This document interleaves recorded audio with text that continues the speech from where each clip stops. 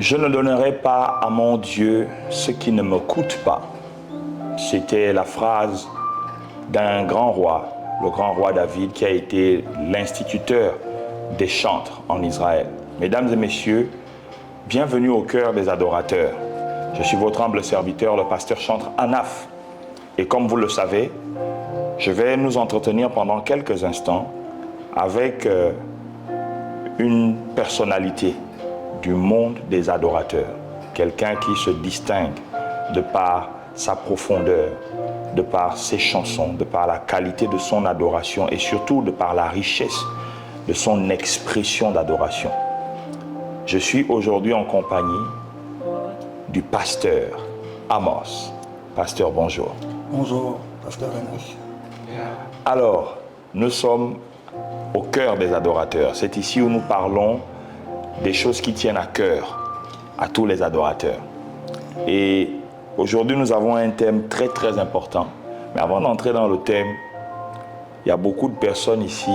Bon, moi, je connais déjà le pasteur Amos parce que je sais que c'est mon oncle. Donc, beaucoup de personnes ne savent pas que c'est mon oncle. C'est le petit frère de ma mère. Donc, de temps en temps, je vais l'appeler tonton, je vais l'appeler pasteur. Donc, ne vous offusquez pas. C'est un peu en famille. Donc, pasteur. Yeah. Les gens ici veulent savoir qui est le pasteur Amos. Pasteur Amos, c'est un jeune Gabonais déjà, ça va. Très bien. Originaire de la province du Volentém, G9, province des grands esprits. Voilà, je suis l'avant-dernier d'une fratrie de, disons, 8 personnes. Waouh. Ouais. Et je suis un pasteur, chantre, homme d'affaires à mes... Bon, un peu plus que ça quand même parce que après, il y a beaucoup d'autres enfants encore tels que le côté des frères et tout ça. Oui, ça c'est un aspect important. Mais dans le cadre de la famille restreinte, je suis l'avant-dernier d'une fratrie de 8. Et donc, un pasteur, passionné de Christ, adorateur, chantre, homme d'affaires aussi, si on veut. Voilà, un grand homme d'affaires. Donc, il a une entreprise qui s'appelle Fragrance. Donc, c'est l'homme qui va vous donner l'odeur qu'il vous faut dans l'esprit. Ok, pasteur Amos. Alors, je pense que le pasteur Amos est dans le ministère déjà. Oui. Depuis combien de temps à peu près? Le ministère de chantre, on va dire depuis déjà une dizaine d'années. Okay. Sauf que le ministère public, on va dire depuis 7 ans déjà. Okay. Ça fait 7 ans que j'ai rendu mon ministère public et ouvert aux grandes foules. Sinon, le pasteur Amos sert Dieu depuis une dizaine d'années déjà. Dans le secret. Voilà. Très bien. Ok. Et en ce moment, vous exercez dans une communauté? Oui, je suis pasteur au sein des ministères Génération Jésus International, au sein de sa base missionnaire qui est la Chapelle des Conquérants, sous le leadership de mon père spirituel, l'apôtre Gauthier Mbilangel, que je salue au passage. Donc le pasteur Amos a quand même fait beaucoup d'études?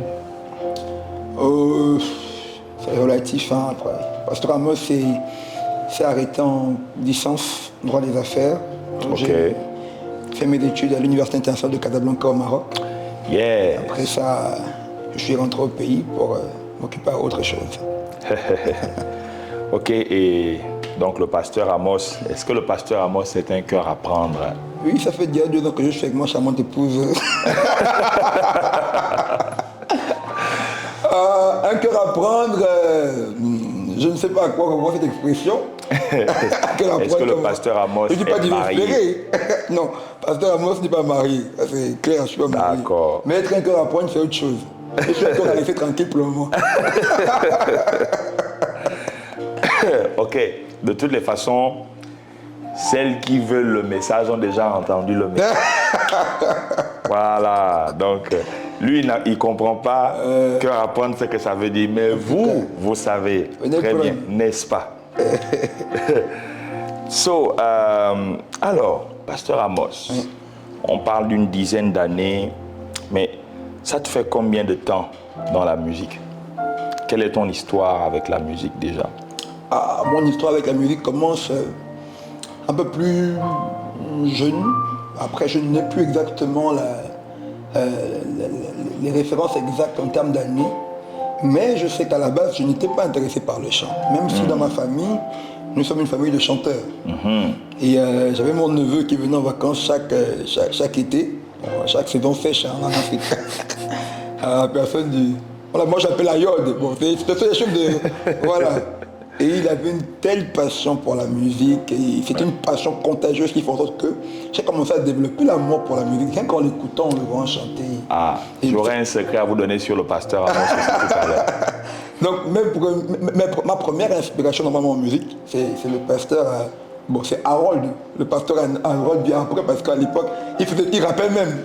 C'était un rappeur, il aimait beaucoup John Keith. Donc il faisait un peu tout, et sa passion pour la musique était telle qu'il la transmettait, il la communiquait, ça nous inspirait. Comme ça, on a été tenté de se mettre à l'intérieur et depuis, on n'a plus jamais ressorti. Bon, normalement, je vais vous dire la vérité. Hein. On est allé le pêcher là-bas, mais c'était un danseur à l'époque. De ce qu'on sait du pasteur Amos, c'est qu'il faisait partie d'un grand groupe de danse à Libreville qui s'appelait Dandy Crew. Donc, pour ceux qui ne le savent pas, vous le voyez dans sa démarche, ça ne vous donne pas l'impression que c'était un grand danseur. Mais il faisait du smurf, il faisait du breakdance. Et il était même des meilleurs du groupe. Donc si on peut situer un peu ta frise chronologique, c'est que tu as fait de la danse, si tu as fait du chant. Du chant, oui. Voilà. Est-ce que le pasteur Amos touche quand même d'un instrument de musique? Malheureusement, je pense que c'est pour me préserver de l'orgueil que Dieu n'a pas permis que je puisse. Parce que les musiciens, ils nous fatiguent parfois. Donc je dis, si je savais jouer mon instrument, je devais tout faire, mais bon. Ouais. Dieu aime nous garder dans une position d'humilité. Il a permis que je ne puisse pas, malheureusement, toucher. J'ai essayé. J'ai vraiment essayé. Sur quel instrument, par exemple? Le piano, par exemple. J'ai du mal à plaquer un accord parce que mes doigts, je ne sais pas comment. Oui, c'est vrai que c'est... Voilà, c'est vraiment un exercice. Et après, je pense qu'il faut que je consacre plus de temps. Ouais. Je pense que ça va arriver. Mais je pense surtout que c'est pour m'éviter d'être orgueilleux. Parce que le jour où je vais être un grand pianiste. Mais, pasteur, et avec le Seigneur, comment ça se passe? Comment ça commence? Il faut savoir que ça n'a pas été tellement difficile pour moi parce que je suis né dans un environnement déjà bien trempé dans la foi chrétienne. Okay. Avec ma mère qui est évangéliste et pasteur aujourd'hui, elle exerce au sein des ministères au centre de la trompette. C'est le pasteur Gaspard Obian que je salue aussi au passage. Mon grand-père. Donc nous avons grandi, et je ne te l'apprends pas, dans cette atmosphère de louange, d'adoration. Donc il était tout à fait normal pour moi particulièrement d'être chrétien parce que à la base c'est d'abord l'éducation que j'ai reçue avant d'être une relation que j'entretiens avec le Seigneur. Très bien. Donc je suis né dans un environnement chrétien et au fil du temps dans la marche j'ai moi-même fait la rencontre du Seigneur et ma foi a pris un autre tournant maintenant. Donc voilà un peu ce que je peux dire par rapport à cela. Ok, donc aujourd'hui l'histoire de votre adoration a pris une certaine ampleur. Aujourd'hui vous êtes même consacré dans le ministère. Et comment est-ce que vous vous définissiez? Beaucoup plus pasteur ou beaucoup plus chantre de l'Éternel? Après, ça dépend de ce pourquoi je dois me rendre utile. Ok. Lorsque je dois paître une brebis, bien enseigner ou prêcher, je me sens plus pasteur. Lorsque je dois exécuter un service de louange et d'adoration, je me sens plus chantre. Très bien. Après, je n'ai pas de tendance préférentielle. Tout dépend de ça à quoi je dois me rendre utile en fait. Super. Tout dépend de ça à quoi le pasteur Amos doit se rendre utile. Effectivement, l'une des grandes caractéristiques des adorateurs, c'est l'obéissance envers Dieu. Un adorateur se soumet à Dieu, il n'a pas de désir, il n'a pas de préférence.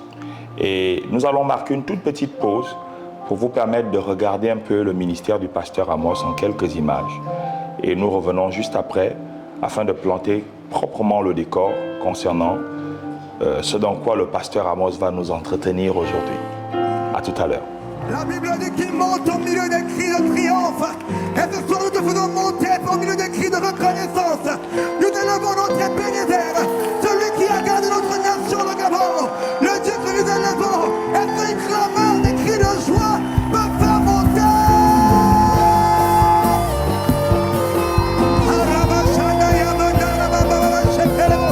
Lève-moi l'adoration.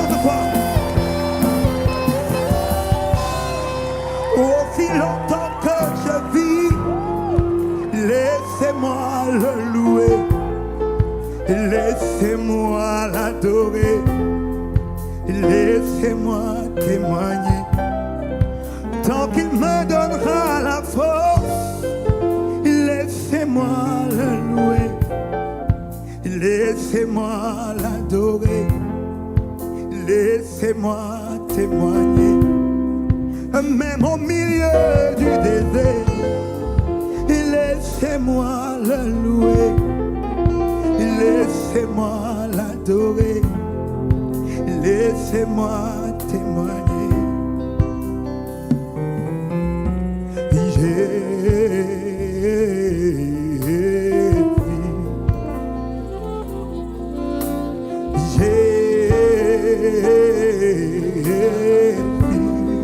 Aide-moi à dire Jésus, on dit ensemble. Jésus,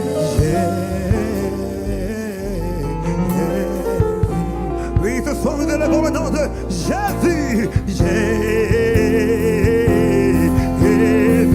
Et laissons maintenant, commence à glorifier le nom de Jésus.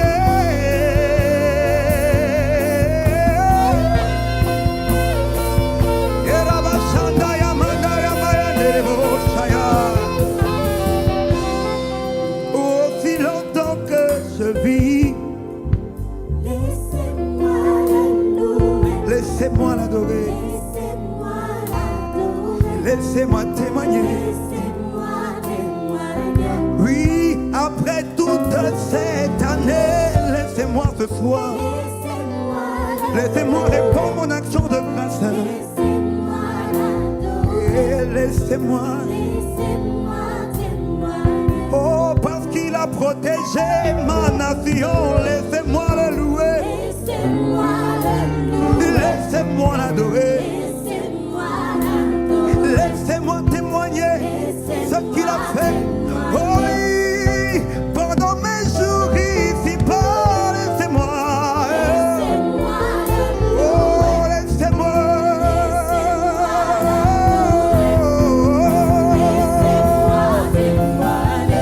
Témoigner le nom de Jésus. Est-ce que ta voix peut proclamer ce nom? Dit Jésus.